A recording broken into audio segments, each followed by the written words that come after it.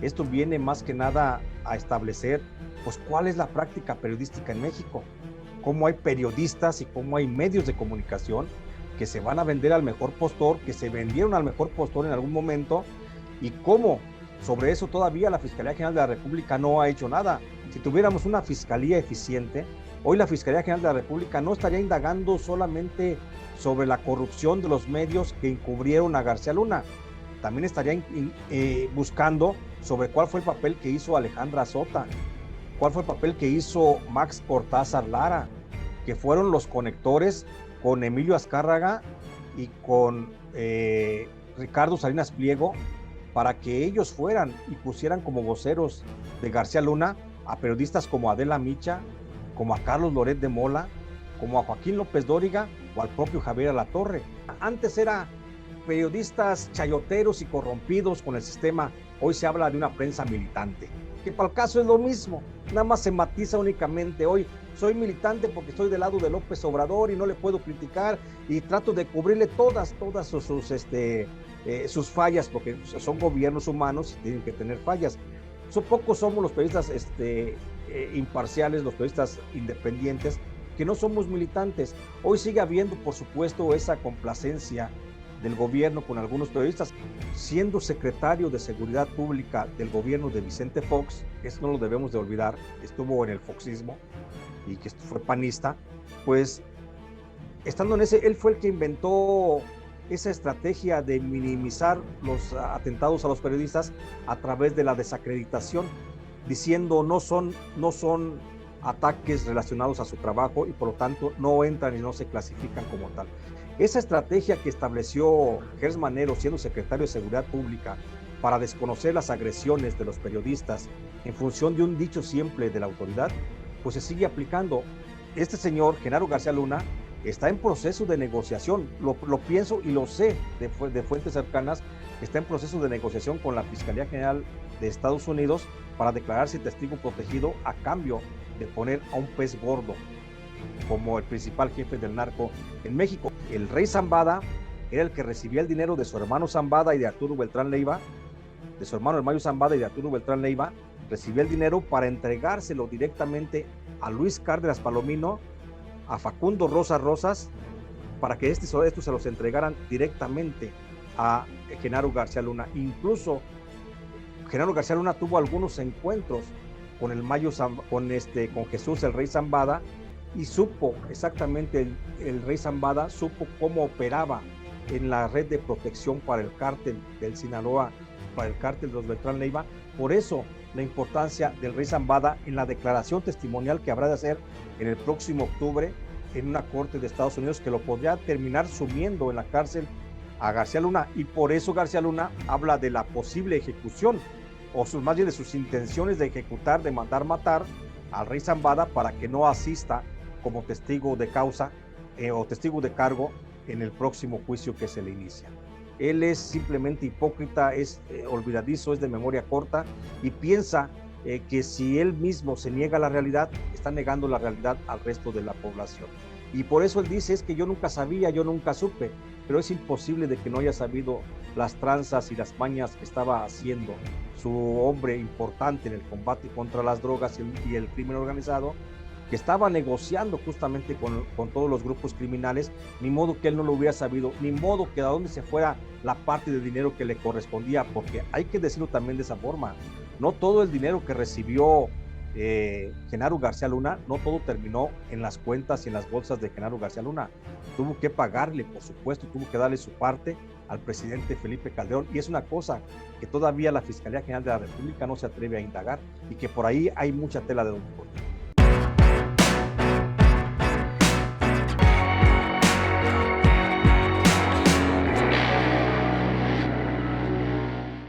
¿Qué tal? ¿Cómo están, amigas y amigos de la Octava Digital? Durante esta semana hemos estado platicando, sí, de Genaro García Luna, de Felipe Calderón Hinojosa, de todo lo que fue la famosa guerra supuestamente en contra del narcotráfico. Y ahora se ha dado a conocer información procedente de Estados Unidos, en donde documentos hablan precisamente o comprobarían la relación de Genaro García Luna con medios de comunicación, a los cuales habría pagado literalmente para fortalecer su imagen. y también a qué periodistas persiguió y torturó precisamente y que se atrevieron a criticarlo, tanto a él como a la guerra en contra de Felipe Calderón Hinojosa. Pero además una grabación en donde García Luna estaría hablando pues hasta de hacer a un lado a quien fuera su mano derecha, Luis Cárdenas Palomino, en un momento dado, si este se atreviera a dar a conocer su testimonio ante el juez. Para analizar el tema, García Luna se encuentra con nosotros este gran periodista que merece toda mi admiración y respeto, mi querido Jesús Lemus. Tocayo, ¿cómo estás? Gracias, Tocayo, siempre un gusto y un placer poder saludarte y estar contigo en tu programa. Muy agradecido por la invitación. Oye, no, el honrado siempre, Tocayo, soy yo. Oye, a ver, la relación, te empezaría preguntando a ti, la relación de García Luna con los medios de comunicación, tú la palpaste, y tanto el lado negativo, me refiero a negativo en el sentido de las persecuciones, pero también del lado de aquellos que incluso se juntaron en un evento ahí muy pomposo y todo ello para decir ya no vamos a hablar del narco y demás. ¿Qué recuerdas? ¿Cómo analizas esto, mi querido Tocayo? Fíjate que es bien interesante, mi querido Jesús Escobar, el asunto de que hoy salga a la luz pública de que la Fiscalía de Estados Unidos tiene grabaciones que revelan pues de cuerpo completo cómo es Genaro García Luna, dicho por él mismo. O sea, él mismo se está pintando cómo es y cómo fue la relación con el narcotráfico y cómo fue la relación con los medios de comunicación. Creo que nos da mucha luz. Mira, ya se había escrito respecto a este tema, ya con fuentes informativas, con facturas, con testimonios, con gente presencial de los sobornos. Ya sabíamos cómo era la relación de García Luna con algunos medios de comunicación. Hoy él mismo lo reconoce que tuvo que sobornar a algunos periodistas, tuvo que sobornar a algunos medios de comunicación y que incluso tuvo que poner en la mira a algunos periodistas que le fueron incómodos. Eso nos revela realmente una serie de problemas que, más allá de que vengan a incrementar la posible pena carcelaria que se le viene encima para octubre próximo a García Luna, esto viene más que nada a establecer pues cuál es la práctica periodística en México, cómo hay periodistas y cómo hay medios de comunicación que se van a vender al mejor postor, que se vendieron al mejor postor en algún momento, y cómo sobre eso todavía la Fiscalía General de la República no ha hecho nada. Porque si la Fiscalía General de la República, si en México tuviéramos, no tuviéramos esta orfandad de procuración de justicia que tenemos los mexicanos, si tuviéramos una fiscalía eficiente, hoy la Fiscalía General de la República no estaría indagando solamente sobre la corrupción de los medios que encubrieron a García Luna, también estaría buscando sobre cuál fue el papel que hizo Alejandra Sota, cuál fue el papel que hizo Max Cortázar Lara, que fueron los conectores con Emilio Azcárraga y con Ricardo Salinas Pliego, para que ellos fueran y pusieran como voceros de García Luna a periodistas como Adela Micha, como a Carlos Loret de Mola, como a Joaquín López Dóriga o al propio Javier Alatorre. O sea, esa es lo que debería de estar haciendo en este momento la Fiscalía General de la República, más de que estar pensando qué va a pasar en Estados Unidos, la justicia va a intervenir, va a hacer justicia contra las violaciones que sufrió el pueblo mexicano por parte de García Luna. Creo que eso es lo fundamental que debe de estar ahorita haciendo la Fiscalía General de la República, porque además, déjame agregar, para no irme tan largo, también debe de estar revisándose en la situación de que reconoce el propio García Luna de que tuvo algunos periodistas en la mira. Yo estuve preso justamente en la cárcel de Puente Grande sin ningún delito, luego de haber revelado las relaciones de la tuta con Luisa María Calderón Hinojosa, la hermana del presidente. Yo estuve preso sin ningún delito, acusado de delitos graves, pues por causa de un proceso penal que me organizó justamente la Secretaría de Seguridad Pública de García Luna. Pero hubo otros periodistas a los que amenazó, a los que desplazó, a los que orilló, y ahora se habla de que también reconoció de que tuvo a periodistas en la mira para asesinarlos, y eso es homicidio en grado de tentativa, mi querido Jesús. Entonces, ahí debe de intervenir la Fiscalía General de la República por el hecho del homicidio en grado de tentativa contra algunos periodistas, y que al menos se diga cuáles son los periodistas que estaban en la mira, para que por lo menos estos periodistas puedan ponerse a salvo y tengan seguridad del Estado. Oye, Tocayo, este punto que mencionas, la podredumbre en un momento dado de los medios, de algunos de sus informadores, ¿tú ves que ha cambiado en algo? ¿Se adecúan en la situación? ¿Se fue modificando a través de los años? ¿Cómo lo valoras? No, lo que pasa es que cambia el discurso, mi querido Tocayo, cambia el discurso. Mira, antes era periodistas chayoteros y corrompidos con el sistema, hoy se habla de una prensa militante, que para el caso es lo mismo. nada más se matiza únicamente. Hoy soy militante porque estoy del lado de López Obrador y no le puedo criticar y trato de cubrirle todas sus fallas, porque son gobiernos humanos y tienen que tener fallas. Pocos somos los periodistas imparciales, los periodistas independientes, que no somos militantes. Hoy sigue habiendo, por supuesto, esa complacencia del gobierno con algunos periodistas. Ahí tenemos el caso del periódico La Jornada, por ejemplo. La Jornada es el gran beneficiario de los dispendios económicos del gobierno federal, abanderando una causa que aparentemente es justa pues para ellos, pero que por supuesto desde el punto de vista periodístico ninguna causa es justa más que la de la verdad. Entonces sigue habiendo esas prácticas. Hoy a lo mejor no tenemos los rangos de corrupción que teníamos con Genaro García Luna, al grado de comprar millonariamente a empresas como Televisa, como TV Azteca, como Reforma, como el Excelsior, como el Universal, por ejemplo. A lo mejor no tenemos, pero existe por supuesto otras figuras medianas, secretario de Gobernación haciendo pactos económicos con algunas empresas editoriales pues de más bajo calibre o con menor monto económico, pero se sigue dando, por supuesto, sigue siendo esa práctica. O sea, la fauna informativa que depende de las nóminas sigue existiendo, mi querido Jesús Escobar. Oye, y este tema, por ejemplo, fue en esta época de García Luna y de ahí para Real, también que vimos, no sé si llamarlo así, tú corrígeme por favor, pero lo más deplorable también de este periodismo, es decir, porque ya llevar a cabo montajes, como el caso de Loret, ya encarcelar gente inocente, ya incluso, recuerdo mucho, no sé si tú te acuerdas, cuando fue tu caso en particular, que empezaron a justificar en algunos medios tradicionales que había informadores vinculados con el narco, es decir, ya mentir de esa naturaleza, híjole, pues ya es un nivel muy bajo, ¿no? Sí, pero ahí está Jesús, y se va a justificar, todo va a haber siempre una justificación para seguir cobrando en las nóminas. Digo, en el periodo de Felipe Calderón, creo que vimos lo más corrupto del periodismo, y de hacia qué lado estaban los informadores que nada más, que ni siquiera tienen la más mínima idea de lo que es la ética del periodismo, ni están comprometidos con la verdad, ni mucho menos con las audiencias. Son periodistas que están comprometidos con su bolsillo, con su economía y con sus propios intereses económicos. Lamentablemente, esa cúspide de periodistas que se corrompieron la vimos justamente en la administración de Felipe Calderón. Luego fueron menos, pero siguieron existiendo durante la administración de Enrique Peña. Hoy, en la administración del presidente López Obrador, sigue habiendo periodistas que siguen cobrando del sistema con tal de opacar, de minimizar los errores del actual gobierno, que algún día, por supuesto, a la luz de la historia, todo esto va a salir, y un día vamos a estar criticando, como hoy criticamos a estos de Televisa y de TV Azteca y de Reforma y del Excelsior y del Universal, así también un día vamos a criticar a los que hoy se dicen, muchos de los que hoy se dicen periodistas militantes, y que a cambio de dinero han preferido guardar silencio y no han querido criticar a la actual administración. Es un problema cíclico, por supuesto, en el periodismo, que bueno, también sirve para depurar, porque el periodista que sale, pues ya no vuelve a entrar, sale de las audiencias, ya por supuesto que no va a volver a entrar, y esto cada vez somos menos periodistas los que seguimos quedando únicamente en el ámbito de las audiencias que buscan una información clara y precisa. Claro, porque a final de cuentas dicen por ahí, al periodista hay que exigirle esa honestidad, claro, ¿no? Esa transparencia. Claro, y es esa transparencia, y en eso yo sí coincido con el presidente López Obrador, de decir, bueno, ¿quién cuida al que cuidando anda? Los periodistas exigimos transparencia, pero ¿dónde está nuestra transparencia?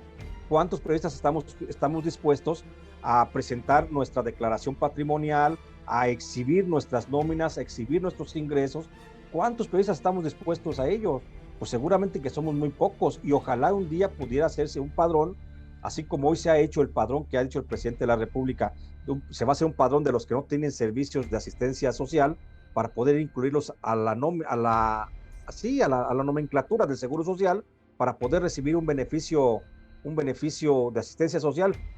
Pues así también debería de haber un padrón para que los periodistas que no tenemos nada que esconder, digamos de cuántos son nuestros ingresos, para que vea mucha gente que del periodismo nadie se enriquece, mi querido Jesús. Claro, totalmente. Oye, al principio de esta interesante charla hablábamos, la Fiscalía General de la República. Parece de repente que la Fiscalía General de la República no le interesa investigar las agresiones en contra de de periodistas. ¿Por qué razón? ¿Cuál es tu lectura en ese sentido?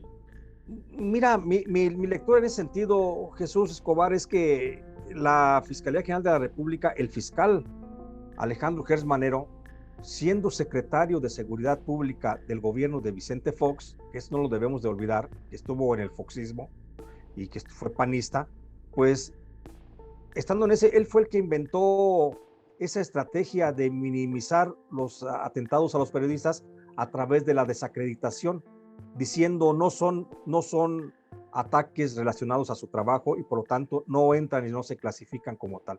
Esa estrategia que estableció Gers Manero siendo secretario de Seguridad Pública para desconocer las agresiones de los periodistas en función de un dicho simple de la autoridad, pues se sigue aplicando. Hoy el fiscal no tiene ningún interés, ya no digamos en la procuración de justicia para los periodistas agredidos, no tiene interés en la procuración de justicia para ningún mexicano.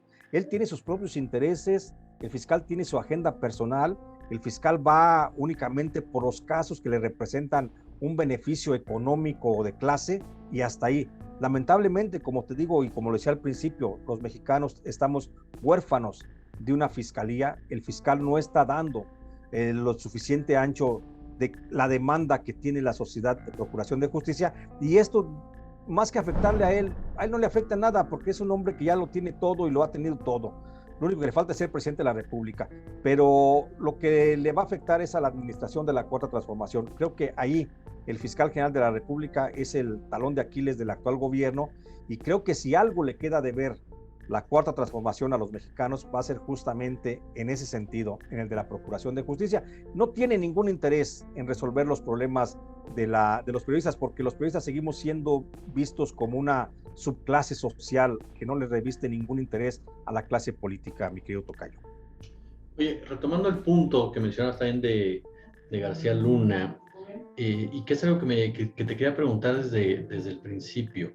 Cuando ahora habla incluso de hacer un lado a Luis Cárdenas Palomino, a Jesús el rey Zambada, se incrimina de plano el señor García Luna. Y uno se queda pensando, caray, ¿hasta dónde puede llegar finalmente una declaración de este tipo? Sobre todo si pensamos que si ya está incriminándose, pues por ahí a Felipe Calderón no se le va a ir el internet, oye. Exactamente, o sea, ahí fíjate que así como se pinta García Luna en estas conversaciones que se le pudieron grabar desde dentro de su celda, pues estamos viendo justamente al personaje perverso del que ya hemos dado cuenta muchos testimonios periodísticos. Ya muchos periodistas hemos escrito al respecto de cuál era la perversidad de este personaje, y hoy lo estamos viendo de manera muy precisa, cómo no tiene ningún tipo de lealtad para con nadie. Si no tiene lealtad para con Luis Cárdenas Palomino, que le procuró tantos beneficios económicos, que lo cuidó tanto, y que hoy en el menor de los momentos puede ordenar su ejecución ahí en la cárcel donde está Cárdenas Palomino, ¿qué lealtad puede tener a favor del presidente López Obrador?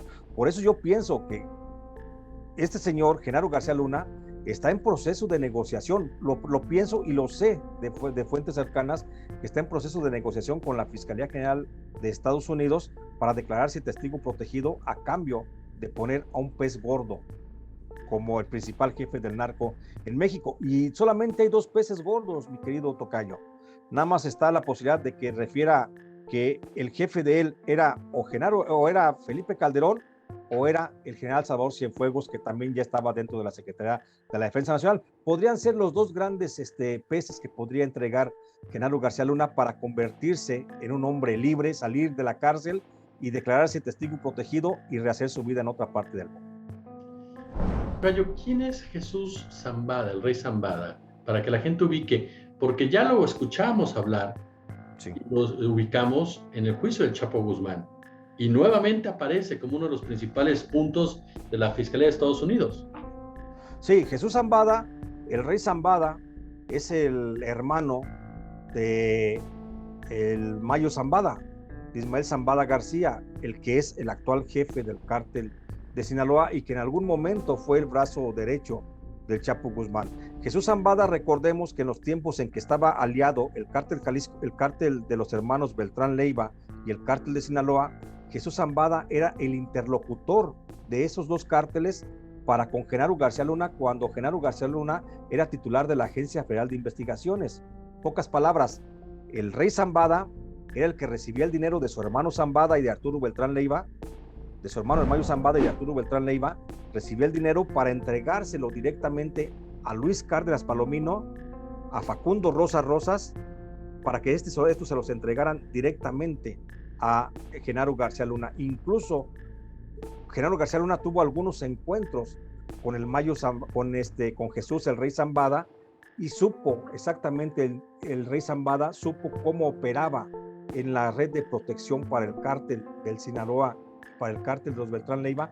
Por eso la importancia del rey Zambada en la declaración testimonial que habrá de hacer en el próximo octubre en una corte de Estados Unidos, que lo podría terminar sumiendo en la cárcel a García Luna, y por eso García Luna habla de la posible ejecución, o más bien de sus intenciones de ejecutar, de mandar matar al rey Zambada para que no asista como testigo de causa o testigo de cargo en el próximo juicio que se le inicia. Y finalmente quedo, tocayo, agradeciéndote estos minutos. Cerrar con Felipe Calderón. Felipe Calderón, ya lo mencionaba, es uno de los peces gordos que puede ofrecer García Luna en una negociación, y de esa manera evitar su juicio. Pero un Felipe Calderón que, caray, yo te lo pregunto directamente porque sé que tú eres un periodista claro y conciso. Es hipócrita, es sociópata. Ya como entendemos a un Calderón que abiertamente dice, no, yo ni enterado estaba de lo que estaba pasando. No, es hipócrita, fíjate, porque para ser sociópata hay que tener un cierto grado de inteligencia, un nivel de intelectualidad, pues por encima incluso del promedio normal. Felipe Calderón, el carnicero de Michoacán, no llega a ese grado de sociopatía. Él es simplemente hipócrita, es olvidadizo, es de memoria corta, y piensa que si él mismo se niega a la realidad, está negando la realidad al resto de la población. Y por eso él dice, es que yo nunca sabía, yo nunca supe, pero es imposible de que no haya sabido las tranzas y las mañas que estaba haciendo su hombre importante en el combate contra las drogas y el crimen organizado, que estaba negociando justamente con todos los grupos criminales. Ni modo que él no lo hubiera sabido, ni modo que a dónde se fuera la parte de dinero que le correspondía, porque hay que decirlo también de esa forma, no todo el dinero que recibió Genaro García Luna, no todo terminó en las cuentas y en las bolsas de Genaro García Luna. Tuvo que pagarle, por supuesto, tuvo que darle su parte al presidente Felipe Calderón, y es una cosa que todavía la Fiscalía General de la República no se atreve a indagar, y que por ahí hay mucha tela de donde cortar. Mi querido admirado Jesús Lemus, de verdad, como siempre, te agradezco muchísimo tu generosidad con la octava, oye. No, hombre, gracias, mi querido Jesús Escobar, siempre un abrazo te mando con mucho cariño, y siempre un gusto y un placer poder platicar contigo.